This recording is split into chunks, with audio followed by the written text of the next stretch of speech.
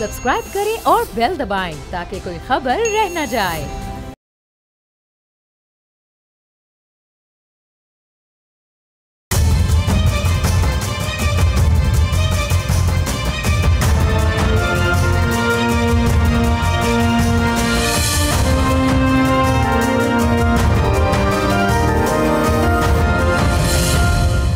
अस्सलाम वालेकुम, आप देख रहे हैं बोल्ड रिपोर्ट्स और मैं हूं बतूल राजपूत। तहरीक इंसाफ ने एहतजाजी तहरीक की तैयारियां तेज़ कर दी हैं। आज इस्लामाबाद से अली अमीन गंडापुर की क़यादत में कौमी और खैबर पख्तूनख्वा असम्बली के पार्लियामेंटेरियंस का काफ़िला लाहौर के लिए रवाना हुआ।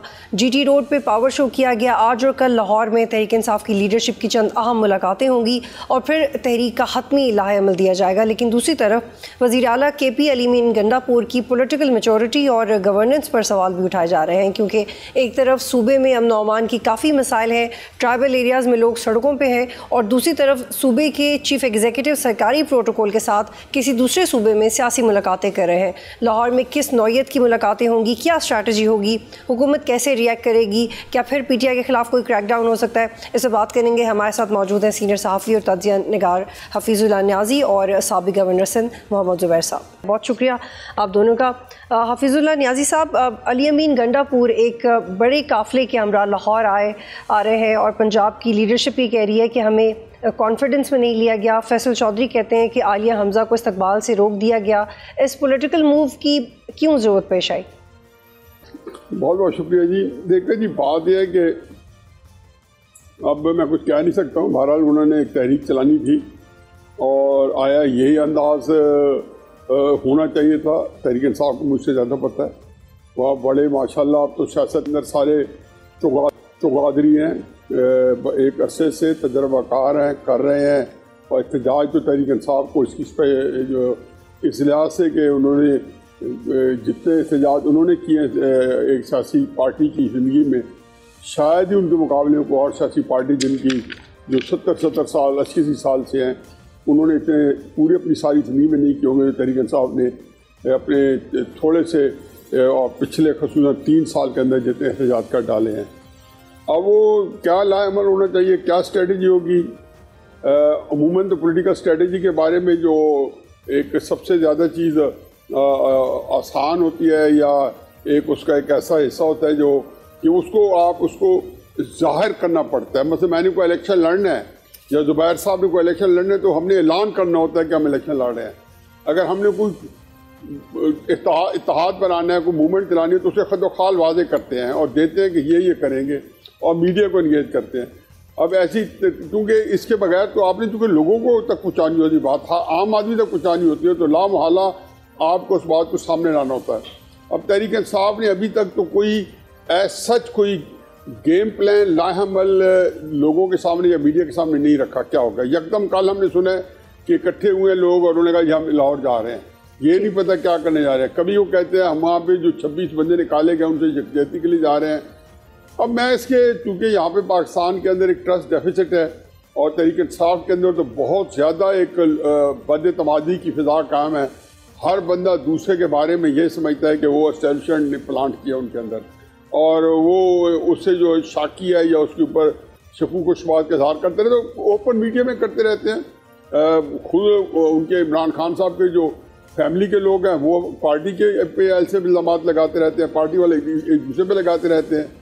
जी तो बिल्कुल हफीज़ुल्लाह साहब, प्लीज़ आई होल्ड यू है, ये बहुत अहम नुक्ता है। मोहम्मद ज़ुबैर को शामिल करते हैं। तो इसमें आखिरी बात ये है कि इसके अंदर एक चीज़ में एक ही चीज़ मैं ऐड करूँगा, एक फिक्र ऐड करूँगा कि ये जो मेरी इसको समझ भी कर रहा था कि एक फिक्र ऐड करूँगा कि जो पिछले इत्तेहाद हैं, पिछले एहतजाज हैं और इस एहतजाज के अंदर अगर ये उसी तरह होता है कि यानी कि उसमें मैंने ये देखा है कि उसमें से को पंक्चर किया गया है, जो उसमें से जो स्टीम निकाली गई है, तो तहरीक इंसाफ वाले खुद उनमें ऐसे वारदाती हैं, तो कोई ऐसा ना हो कि उनके खिलाफ फिर कोई नई वारदात ना शुरू हो जाए कि एहतजाज बिन खिले मुद्दा न जाए। अब बिल्कुल इसके ज़रूर इस कंसर्न का इजहार किया जा सकता है।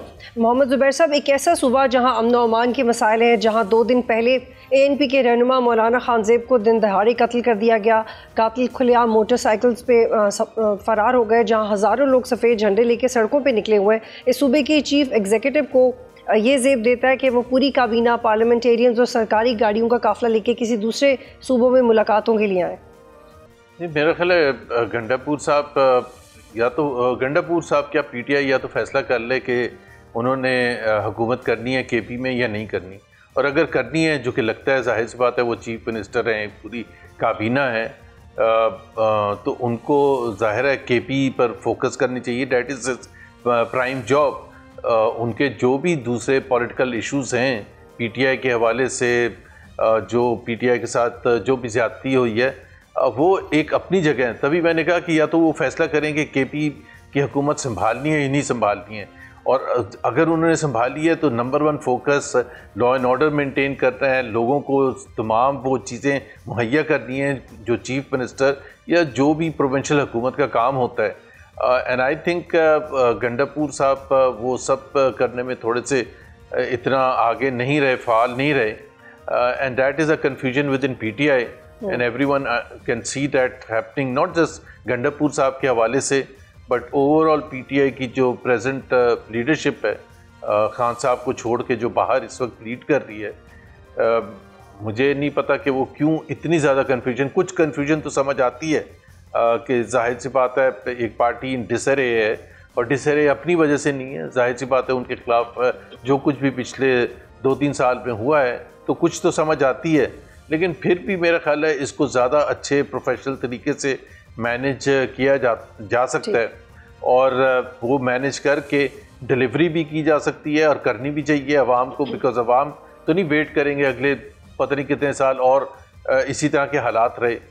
ठीक, बिल्कुल बहुत मुनासिब बात है कि न्याय साहब, जैसे मोहम्मद ज़ुबैर ने भी कहा कि चाहे कोई भी कंसर्न है पीटीआई के, लेकिन फिर भी किसी भी लिहाज से एक्सट्रीम पे जाना मुनासिब नहीं है। इमरान खान न्याय साहब, आपको लगता है कि ये डिसाइड कर चुके हैं कि अब मज़ामती सियासत करनी है, मुल्कीर एहतजाज होना है, किसी से कोई बातचीत नहीं करनी? क्या ये अप्रोच ठीक है? क्योंकि पहले तो इस बार पीटीआई को कभी इस हवाले से कामयाबी नहीं हुई, इस दफ़ा आपको लगता है कामयाबी हो जाएगी? देखिए जी, इमरान खान साहब को अभी मैंने अर्ज़ किया या तहरीक इंसाफ को एहतजाज जो उन्होंने किए हैं, रैलीज निकाली हैं, धरने किए हैं, बहुत दफ़ा किए हैं, जलसे जुलूस तो खैर दर्जनों सैकड़ों किए होंगे, तो उनको कम से कम इस तरह के एहतजाज में आज तक कोई कामयाबी नहीं मिली। कोई एक एहतजाज भी नहीं है कि जो उनको ऐसा इम्पैक्ट डाल दिया हो कि जिसने कम से कम सिवाय इसके कि थोड़ी दिनों के लिए सड़कें डिस्टर्ब रहती हैं, लोगों का जो लाइफ को, वो तो कोई भी यहाँ पे हमने देखा है, नहरों का एहतजाज हो, कोई एहतजाज हो, चांद देने के लिए पब्लिक लाइफ डिस्टर्ब यहाँ पे अक्सर हो जाती है। इसके अलावा उनको क्या फ़ायदा हुआ सिवाय इसके कि उनको बल्कि उनकी जो सियासत जो है उसको ज़ोफ पहुँचता है, नुकसान पहुँचा है।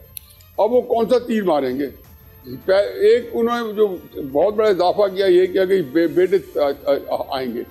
मैं ज़ाती तौर पर समझता हूँ कि बेटों के आने की बात है या एहतजाज जो शुरू किया गया है, इसमें कोई इमरान खान साहब ने कोई हाई होप शायद ना लगाई हूँ, और उन्होंने बेटों का भी जो शोषण छोड़ा गया है वो एक मुझे और वाह चीज़ है जो मैं बार बार अपने प्रोग्राम से दोहरा रहा हूँ, ये कि इमरान खान साहब के सामने इस वक्त ये अहम नहीं है कि एहतजाज कितना मौसर होता है, कितने बड़े ठाठे मारते लोग निकलते हैं। वो एक 23 अप्रैल के बाद पिछले 30 साल में पहली दफ़ा हुआ है कि 2.5 महीने से वो टीवी की स्क्रीन से गायब थे, वो शाम के टॉक शो के अंदर से गायब थे। और ये इमरान खान साहब का जो बैकग्राउंड है, जो 17-18 साल की उम्र से मीडिया की वो डार्लिंग रहे हैं, हमेशा से मीडिया उनके पीछे रहा है, वो मीडिया को जो है वो एंजॉय करते रहे हैं, उससे इस तरह गायब हो जाना, कदर नज़र इसके कि वो सियासत उनकी कहाँ खड़ी है, नीचे जा रही ऊपर जा रही है, लेकिन मीडिया के अंदर उनकी प्रेजेंस है। Imran Khan, I know him for sure कि वो उसको भी उनके लिए बड़ी इंपॉर्टेंस है जो हम उसको दे रहे हैं। देखिए, जब से उन्होंने ऐलान किया, आप छोड़ा कि मैं जितने प्रोग्राम किए हैं उस वक्त से, और मेरा ख्याल है रोज़ाना 2-3 प्रोग्राम करने पड़ जाते हैं, मजबूरी हो जाती है, तो हर प्रोग्राम के अंदर यही हम डिस्कस करें, बार बार तीसरा चौथा पाँचवा दिन तसलसल के साथ एक ही टॉपिक है, इमरान खान। तो मेरा ख्याल है कि सियासत उनकी बड़ी अचीवमेंट है उनका। जो अगर वो मीडिया के अंदर अटेंशन चाहते थे और पहलगाम या 10 मई या ईरान के ऊपर जो इसराइल का अटैक या अमेरिका का अटैक या उनका अटैक, वो सारे अब फिर बैक बर्नर पे चले गए। इमरान खान ने मीडिया को कैप्चर कर रखा। बहुत मैंने देखा है कि और लोग जो कोशिश कर रहे हैं गवर्नमेंट के कई सर्कल, रियासत की तरफ से कि ये मीडिया के अंदर दोबारा अपना हिस्सा लेगी, लेकिन इस वक्त तो मीडिया टोटल इमरान खान साहब को, Pakistani media social media, main stream media Imran Khan को डिस्कस कर रहा है। तो ये एक अचीवमेंट है। बाकी मेरा उनको उसी तरह यकीन होगा कि उनका ये एहतजाज नाकाम रहेगा या उनकी रिहाई के लिए कोई जो है वो मददगार साबित नहीं होगा, जिस तरह के पहले एहतजाज नाकाम हुए हैं। इसमें ये क्यों और क्यों कर होगा, तो मेरा नहीं ख्याल कि एहतजाज की कामयाबी से कोई उनको ज़्यादा कोई सरोकार होगा। फिलहाल जो उन्होंने अचीव करना था, जिसके लिए उन्होंने ये गेम प्लान किया है, वो उन्होंने इंटरनेशनल लेवल पे भी अटेंशन ले लिया है अपनी गिरफ्तारी की, और मुल्क की सतह पे भी आप देखें कि 4 सू इस वक्त जो है इमरान खान साहब की जो गिरफ्तारी या उनकी तहरीक का चर्चा है। ठीक, अब आप भी इसे एग्री करते हैं क्या मोहम्मद ज़ुबैर साहब, जो बैकग्राउंड में टारगेट है पीटीआई का इंटरनेशनल इम्पोर्टेंस लेना, वो उनको क्या मिल गई है? और ये भी सवाल का भी जवाब दीजिएगा कि नून लीग की तहरीक में आप फ्रंट लाइन लीडरशिप में थे, आपने कई पार्टी मीटिंग्स अटेंड की, लेकिन जैसे हम पीटीआई के हवाले से देख रहे हैं, रात को भी कोर कमेटी के हवाले से जो खबर आई, ये शिकायत आई कि सीनियर रहनुमा लतीफ़े डिस्कस कर रहे हैं, जोक्स क्रैक हो रहे हैं। आपको लगता है कि ये रवैया ठीक है? वैसे जोक करना तो किसी का पर्सनल मामला है, लेकिन अगर वो इतना ज़्यादा हो कि पार्टी में जो लोग बात कर रहे हैं वो समझें कि आपकी तवज्जो ही नहीं है। आई थिंक बॉडी लैंग्वेज बड़ी इंपॉर्टेंट होती है। सोशल मीडिया और इलेक्ट्रॉनिक मीडिया आजकल जो है हर शख्स को जो कि पब्लिक फिगर है उसको इस चीज़ का ख्याल करना पड़ता है कि किस मोमेंट पर वो किस किस्म की बॉडी लैंग्वेज उसकी है। पीटीआई के जो सपोर्टर्स हैं, ख़ास तौर पर पीटीआई के सपोर्टर्स इस चीज़ को एक्सेप्ट ही नहीं करते हैं कि गंडापुर साहब हों और या बैरिस्टर गौहर हों, वो चाहे वो वज़ीर आज़म शहबाज शरीफ के साथ बात कर रहे हों या कोई पीपल्स पार्टी के गवर्नर के साथ बैठे हुए हों और खुशगपियाँ चल रही हों, it is simply not acceptable to the by and large करोड़ों वर्कर्स का मैं कह सकता हूँ। तो वो बहुत ज़्यादा इस चीज़ से नाला होते हैं। वो समझते हैं कि जी इमरान खान जेल में और हमें उसी किस्म का एक फेस शो कराना चाहिए कि हम नाराज़ हैं, we are not part of this system, we don't respect each anyone. इसमें बहुत सा जो कंट्रीब्यूशन है इमरान खान साहब का खुद है। आपको पता है पीटीआई जब स्ट्रॉन्ग हुई है 2011 के बाद, उस वक्त पीपल्स पार्टी की हुकूमत थी और पीएमएलएन ऑपोजिशन में थी। अगर उस वक्त यूसुफ रज़ा गिलानी और चौधरी निसार जो लीडर ऑफ द ऑपोजिशन थे, वो सिर्फ हाथ मिलाते थे और स्माइल कर रहे होते थे, तो वो कहते थे देखें जी ये तो मुक्का है। सो अगर आपकी ट्रेनिंग ही ऐसे हुई हो तो फिर आप इन चीज़ों को एक्सेप्ट ही नहीं करते हैं कि जी इन द लार्जर आप हर वक्त लड़ाई झगड़ा नहीं करते हैं, हर वक्त एक पॉइंट 1 पॉइंट एजेंडे के बेसिस पर पॉलिटिक्स को आगे लेके नहीं चलते हैं। ये इससे कतई नज़र के उनके साथ कितनी ज़्यादती हुई है, you still have to find a way and we still as Pakistanis और ख़ास तौर पर पॉलिटिशियंस जो होते हैं वो एक दूसरे से अच्छी तरह से मिलते हैं। ये बहुत सी पार्टीज़ में नाराज़गी भी होती है। आपने पीएमएलएन की बात की थी, तो मैं पीटीआई के बहुत से क्या सबसे जहाँ भी होता था मुलाकात करता था, अच्छे तरीके से हंसी मजाक होता था, तो पीएमएलएन के भी बहुत से लीडर्स जो थे शिकायतें करते थे कि जी देखें ये वहाँ बड़े आरिफ अलवी से या शफकत महमूद से इतने अच्छे तरीके से बैठ के खाने भी खा रहे थे। तो आई थिंक पॉलिटिक्स में थोड़ा सा हमें वो होना चाहिए, पीटीआई वर्कर्स ऑल्सो इतनी स्पेस ज़रूर देनी चाहिए। बिल्कुल, I believe that's fair enough. Hafeezullah Niazi साहब, इमरान खान के बेटों के पाकिस्तान आने की खबर आई, कुछ वज़रा की तरफ से गिरफ्तारी का भी कहा गया, लेकिन आपको क्या लगता है कि इमरान खान के बेटों को वो पाकिस्तान में आना तो ज़रूर चाहिए, उनका एक ह्यूमैनिटेरियन ग्राउंड्स पे उनका हक है, लेकिन वो आएंगे और अगर वो आते हैं तो क्या वो पॉलिटिकल प्रेजेंस उनकी होगी, मोमेंटम बढ़ेगा, ये तहरीक में मज़ीद जान पड़ेगी? मेरा नहीं ख्याल कि कोई वो उनका आने का कभी कोई इरादा होगा या वो इस मौके पे आना पसंद फरमाएंगे, ना उनकी शायद स्कीम ऑफ थिंग में हो। वो अमेरिका शायद चले जाएं और वहाँ भी मैं देखने जाते या नहीं जाते, बस उन्होंने ऑप्टिक्स क्रिएट करने थे, वो कर लिए। बाकी उनके बेटे जो हैं उनको ज़ाहिर है कि तकलीफ में होंगे कि वालिद उनके जेल में हैं, और इस तरह की चीज़ें क्रिएट करके उसके लिए आया उनके पास पाकिस्तान का वीज़ा। जाहिर है कि पाकिस्तान में तो 5 साल 10 साल का वीज़ा नहीं होता, मैं उससे एक्सपर्ट नहीं हूँ, लेकिन पहले जब आए होंगे आज से 4-5 साल पहले का आए थे, जब उनके वालिद वज़ीर आज़म थे, उन वालिद को मिलने शायद नहीं आए थे, वो कहीं पे कोई किसी फंक्शन में या शरीक होने के लिए आए थे, और वो वहाँ के चाहे वो हो के चले गए थे, लाहौर से होकर चले गए थे। तो उस वक्त का वीज़ा अगर होगा तो अब एक्सपायर हो चुका होगा, और अभी अगर उन्होंने वीज़ा भी अप्लाई नहीं किया तो कहाँ पे उनकी संजीदगी नज़र आती है। और हम चूँकि बाल की खालत आ रहे हैं, हम बार बार डिस्कशन कर रहे हैं, तो मैं तो पहले दिन से कहा था, जब मैं इतना मुझे ज़्यादा इसका नहीं पता था कि इसके जो लवाजमात पूरे हुए या नहीं, कि इमरान खान साहब बिल्कुल, जो उनके बच्चे हैं बिल्कुल नहीं आएंगे। ये मेरी ज़ाती नपी तुली राय है। तो अगला मामला तो बाद में आता है। ठीक। लेकिन मोहम्मद ज़ुबैर साहब, हम माजी में देखते रहे कि नून लीग पहले ये कहती रही कि इमरान खान दूसरे के बच्चों की तरह अपने बच्चों को सड़कों पे क्यों नहीं लेके आते, और अब जब कि वो किसी भी वजह से आ रहे हैं तो उनके आए बगैर या किसी राब्ते के बगैर ये कहा जा रहा है कि आएंगे तो गिरफ्तार कर देंगे। ये नैरेटिव शिफ्ट PMLN में क्यों है और उसके इत्तेहादियों में भी? बतूल, पहले तो ऐसे लग रहा है हुकूमत इतनी घबरा गई है जब से ये बात होनी शुरू हुई है कि ऐसे लग रहा है मोहम्मद बिन कासिम आ रहे हैं हिंदुस्तान को फतह करने के लिए। तो घबरा रहे तो ऐसे हैं, एक कासिम एक बच्चा है, यंग सा बच्चा है, he is not even familiar with the Pakistani culture, language और वो तमाम चीज़ों से। तो इतनी ज़्यादा पहले तो घबराहट होनी नहीं चाहिए। हर मिनिस्टर का हम सुनते हैं कि जी हम इसको ऐसे करेंगे, हम इसको ऐसे करेंगे, इनको वीज़ा कैसे मिलेगा, ये कितने दिन स्टे कर सकेंगे, so on and so fourth. I think जाहिर सी बात है, वो उनके इमरान खान के बच्चे हैं, उनका हक बनता है, उनका ये भी हक बनता है कि वो सब वो कोशिश करें जो ऐसा सन अपने बाप को छुड़ाने के लिए, जिस तरह मुर्तज़ा भुट्टो ने या शाहनवाज भुट्टो ने या बेनज़ीर भुट्टो ने की थी, जैसे हसन नवाज और हुसैन नवाज ने की थी। हम हर एक के लिए इतनी मुश्किलात पैदा कर देते हैं कि आपको याद है कि हसन और हुसैन नवाज पाकिस्तान नहीं आ सकते थे, मुर्तज़ा भुट्टो पाकिस्तान नहीं आ सकते थे, शाहनवाज भुट्टो के साथ जो भी हुआ उनको वहाँ बाहर मार दिया, ये जो भी किया गया।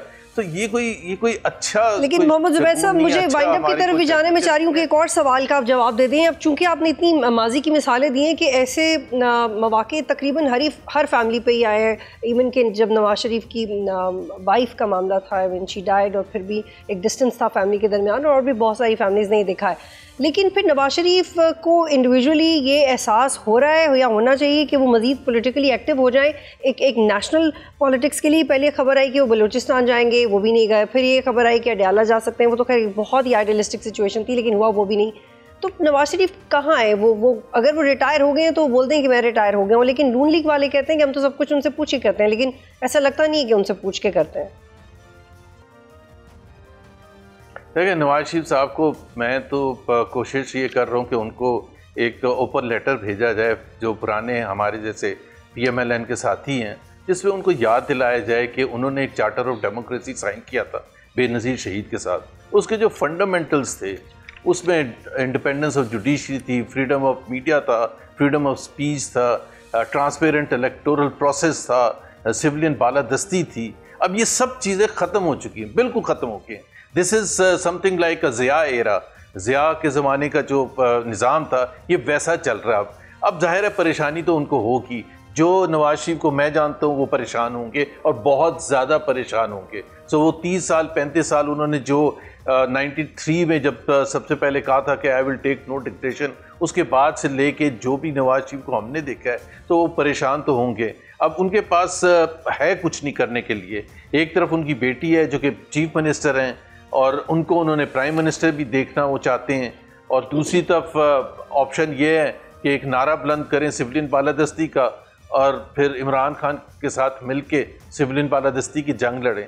सो I think he must be a very very concerned person. जी बिल्कुल मोहम्मद ज़ुबैर साहब, आपका जवाब आ गया है। शॉर्टली हफीजुल्लाह न्याज़ी साहब, आप भी इसी पे कमेंट कीजिएगा कि क्यों है नवाज शरीफ खामोश, और every time we listen to this कि अब वो खामोश नहीं रहेंगे, हम एक्चुअली इंतज़ार करने लग जाते हैं, लेकिन वो एक मुस्तकिल खामोशी है। देखिए, नवाज शरीफ साहब के लिए इमरान खान क्या छोड़ के गए हैं? इमरान खान साहब से कौन सी चीज़ है जो दफना के अपने हाथों मुबारक हाथों से नहीं गए? नवाज शरीफ को आप देखें, मैं क्रेडिट देता हूँ। 2013 के अंदर जब इक़्तिदार में आए तो उन्होंने पीएस पार्टी के साथ, उन्होंने फजल रहमान साहब के साथ सारी पार्टियों को ऑन बोर्ड किया। हत्ता कि इमरान खान साहब जिन्होंने बड़ी स्लैंडरिंग कैंपेन चलाई 2012-13 में इलेक्शन से पहले इमरान खान साहब के नवाज शरीफ साहब के खिलाफ, उनको वो अप्रैल में बनी गाला गए 2014 में, उनके घर गए और फिर शीरो शकर हो गए, अखबारों के फ्रंट पेज की स्टोरी लगी कि इमरान खान साहब नवाज शरीफ के सुलह हो गई। उसके अलहदा बात है कि फिर हमारी फिर मिलिट्री स्टाइल को एक आंगनब आया, वो इमरान खान साहब को कान से पकड़ के, तारुक कादरी साहब को कान से पकड़ के काबली को लंदन ले गए, फिर नवाज शरीफ साहब को फिर छोड़े। क्या कुछ नहीं उनके साथ 2018-19 में इमरान खान साहब की हुकूमत ने किया। बहरहाल हुकूमत इमरान खान साहब की थी। 2017 के अंदर किस तरीके से उनको जो है जिलत निशान बना के ग्रेड 19B के सामने जो है अफसरों के सामने उनको अपने आप को जलील करवाना पड़ा। 20 अक्टूबर 2020 के अंदर गुजरांवाला में लंदन से तकरीर करते हैं और कहते हैं हमारे इमरान खान से कोई जगह नहीं है। इससे बड़ी क्या सिविलियन बालादस्ती होगी? तो मेरा ख्याल है कि हमें फेयर होना चाहिए, बताना चाहिए कि यार ये बात है, इमरान खान साहब आज जिस मद में भुगत रहे हैं, अनफॉर्चुनेटली ये सारी चीजों ने खुद उसके मुजद रह के गए हैं। उन्हें कौन सी चीज है जिसके अंदर ये काम नहीं किया, ना किसी की फैमिली छोड़ी, ना जी बिल्कुल हफीजुल्लाह, जवाब आ गया। बहुत शुक्रिया आप दोनों का प्रोग्राम में ज्वाइन करने के लिए। यहाँ पे एक ब्रेक लेते हैं, फिर वापस आएंगे।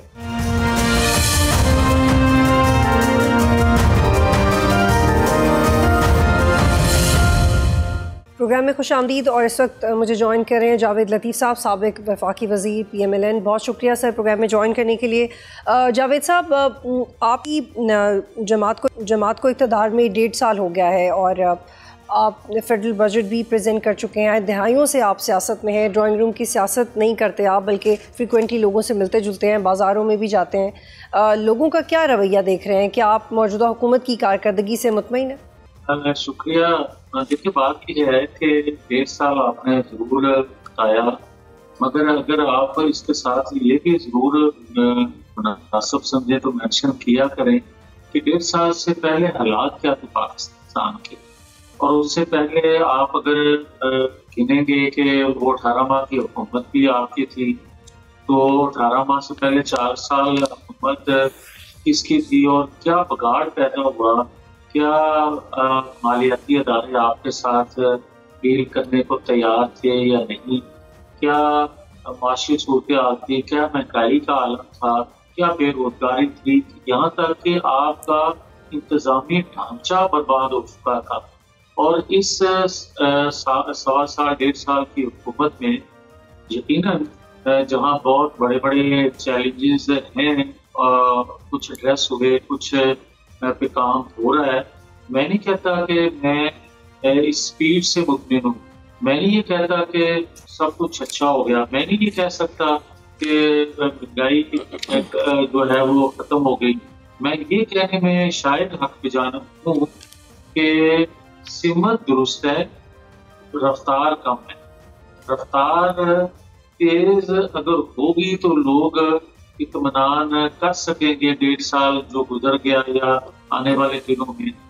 और उस रफ्तार की कमी की वजह भी एक है कि आपके महंगे जो मालियाती इदारों के साथ अरेंजमेंट हुए वो, और पाकिस्तान के अंदरूनी बैरूनी हालात भी उस पर असरअंदाज होते हैं।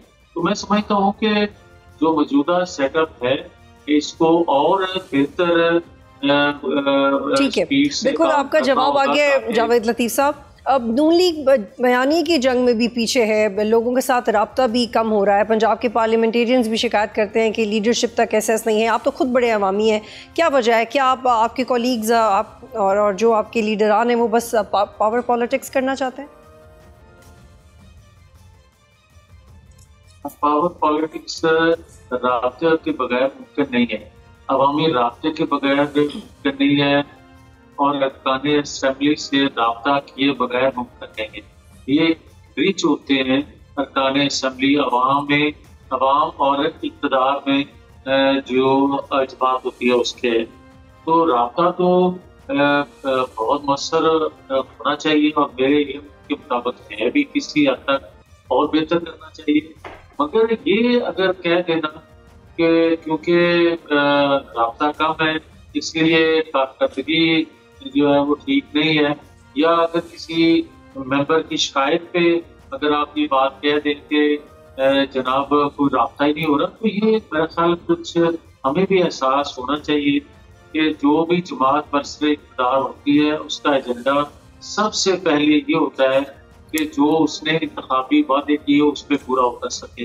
दूसरा ये होता है कि जो चैलेंजेस मैशत को, सलामती को, रोजगार के हवाले से गर्मी जो चैलेंजेस हैं, समारत कार्य है, इसको बेहतर किया जा सके। और उस पर काफी हद तक मेरा ख्याल है कि बड़े अरसे के बाद अदारे भी काम कर रहे हैं, हुकूमत वक्त भी काम कर रही है, तो मेरा ख्याल है कि काफी बेहतरीन। ठीक है जावेद साहब, तहरीक इंसाफ एक बार फिर सड़कों पे आ रही है। इस बार इमरान खान के बेटे भी साथ होंगे, ये कहा जा रहा है। हुकूमत एहतजाज की इजाज़त देगी? क्योंकि इससे पहले जब PTI ने एक्टिव होने की कोशिश की है पंजाब को और पंजाब के अंदर, तो कोई अच्छा रिस्पांस नहीं था गवर्नमेंट का, एक ट्रस्ट डेफिसिट देखा हमने। देखिए बात यह है कि जहाँ तक एहतजाज का तल्लुक है, एहतजाज जरूर किसी को हक है, मिलना चाहिए, उसको फ्री हैंड मिलना चाहिए, मगर मैंने आज तक किसी दुनिया के किसी खित्ते में ये नहीं देखा, मशहूर पाकिस्तान भी, कि एक सूबे की हुकूमत के वसाइल, उस सूबे के वसाइल, उस सूबे के इख्तियारात कोई इस्तेमाल करके दूसरे सूबे पे चढ़ाई करे या मरकज पे चढ़ाई करे। ये मैंने नहीं देखा।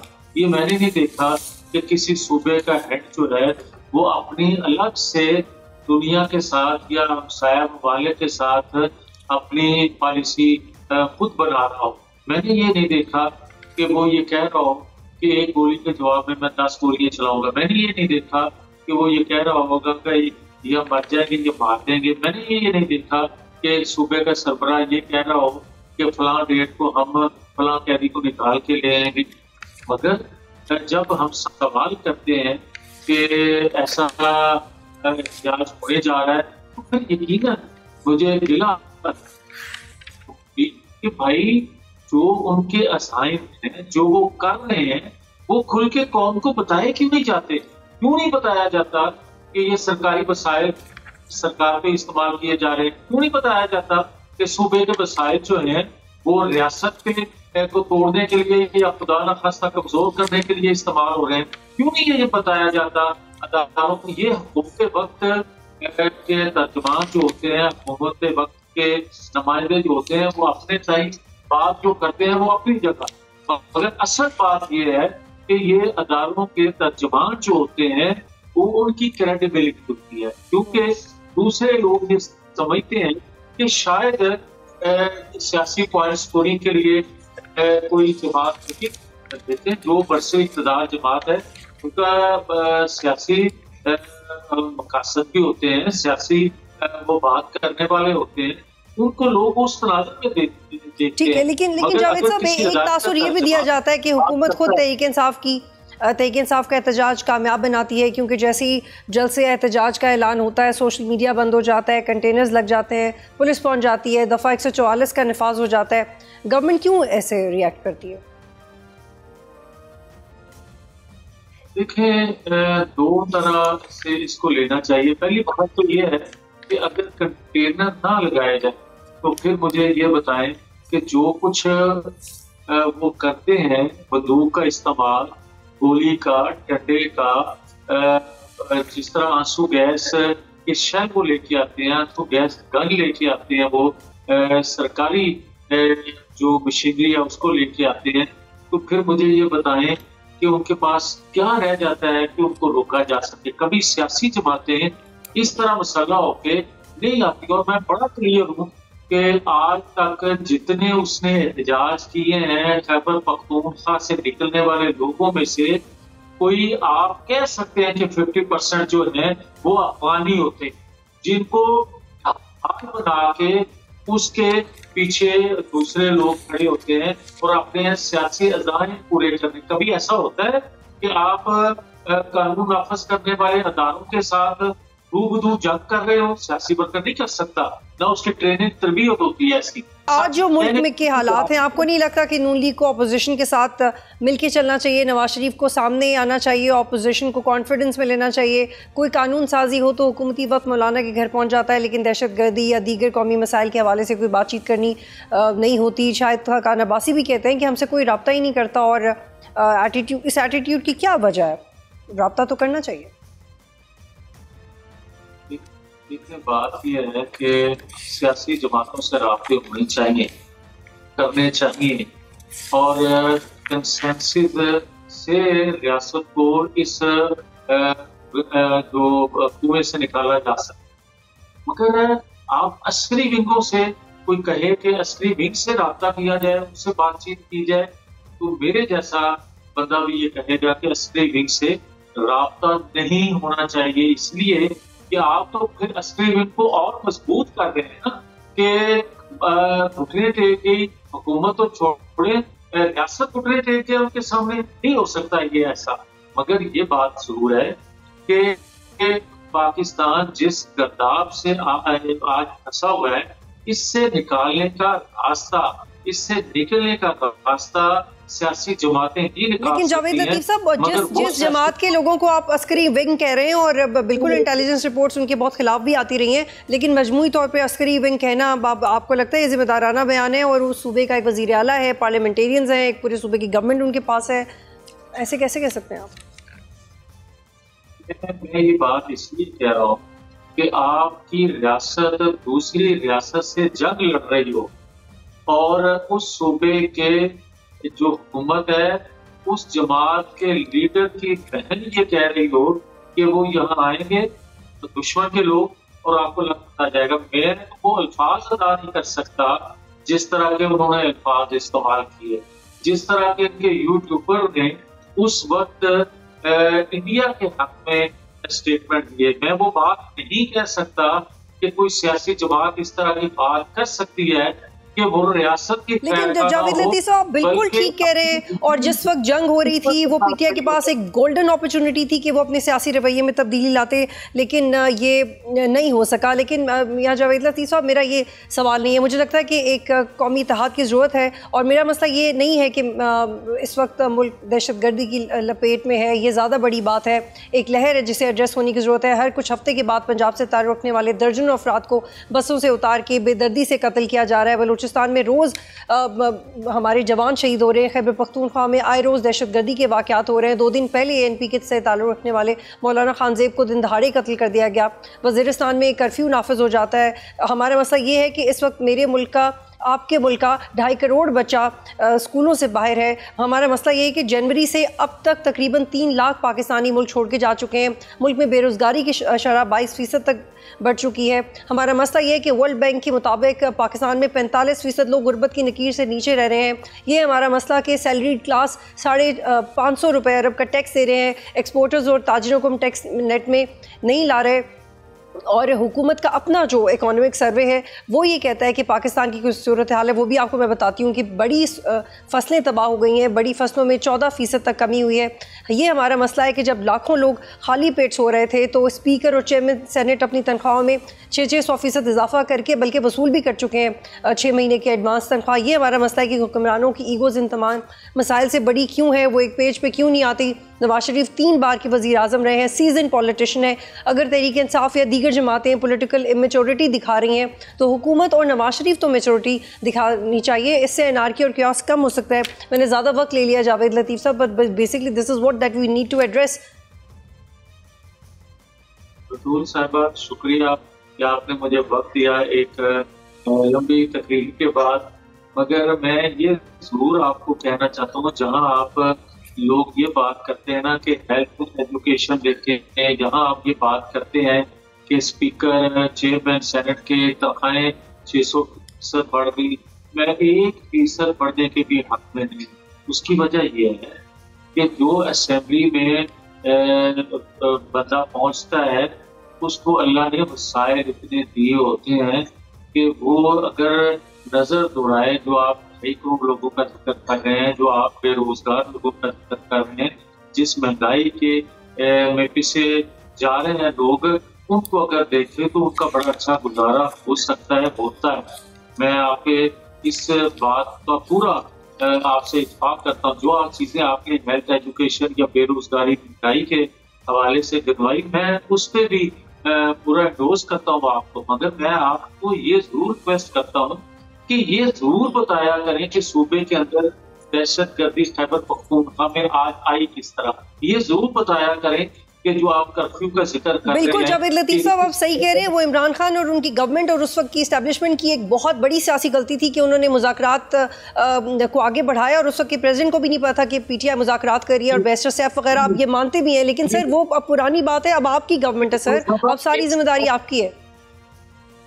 एक सेकंड, अब हौसला करें, मुझे बात करने का मौका दें। मैं आपको ये कह रहा हूँ कि मैं कोई जस्टिफिकेशन नहीं देने लगा, मैं आपके सवाल का जवाब देने लगा हूँ। मुझे ये बताएं कि जो उन्होंने दहशतगर्दों से मुज़ाकरात जिसका आप जिक्र कर रही हैं, मैं वो बात नहीं कहने लगा। मैं तो बात ये कहने लगा हूँ कि वो 6-6.5 हजार दहशतगर्द जो जेलों से निकाले गए थे, है कोई आज पूछने वाला? नवाज शरीफ कोई रोल प्ले क्यों नहीं करते, कोई बड़े पैमाने पे रोल क्यों नहीं प्ले करते? मुझे ये बताएं कि नवाज शरीफ को 3 दफा सर मुझे वाइंड अप की तरफ जाना है जावेद लतीफ साहब, बस आखिरी जुमला एक सेकंड प्लीज। बात ये है कि जब उसको हटाया गया, क्या जो इल्जाम लगा के हटाया गया वो इल्जाम सच साबित हो सके? हकायत कुछ और थे, हटाने की वजह ये नहीं थी कि उसने एटमी हुकूमत पाकिस्तान तो बनाया, जब 99 में उसको हटाया गया वजह ये थी कि वो नाकाबिल तस्लीम दिफा। जी जावेद लतीफ साहब बहुत शुक्रिया जावेद लतीफ साहब प्रोग्राम में ज्वाइन कर रहे थे। प्रोग्राम देखने का शुक्रिया, अल्लाह हाफ़िज़।